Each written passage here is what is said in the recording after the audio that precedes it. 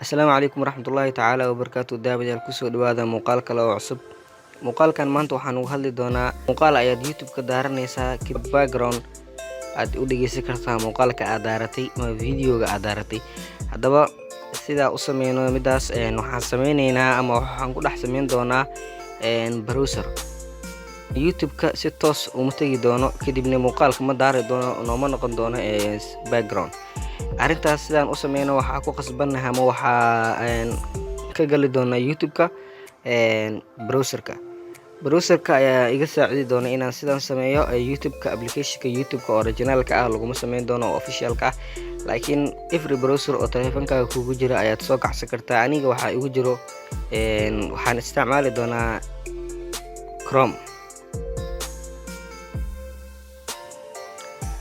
Chrome markaas sidaan usoo gashid Chrome markaas soo gashid meeshaas waxa lagu qoro search bar-ka waxaad ku qoraysaa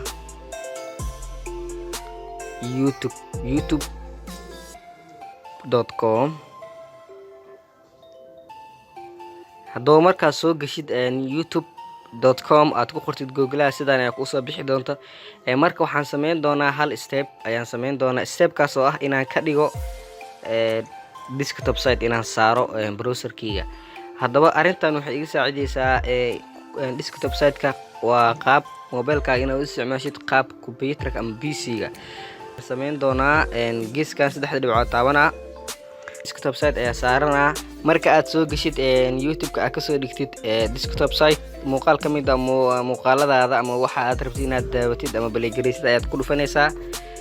Tusaale ahaan waxaa baleegareyn doonaa muuqaalkan markaan baleegareeyo muuqaalka wuu soconaa ama muuqaalka waad ujeedaa maqalkiisa. Muuqaalka ayaan baleegareeyay dhexda ama mobilkaaga dhexda ayaad uga laabanaysaa. Minimize ayaad leedahay.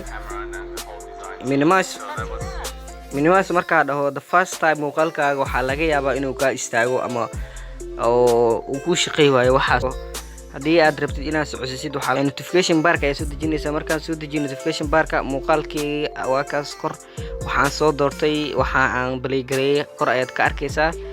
waa pause waayo play ay leedahay. sidaas ayuu ku shaqeyn doonaa.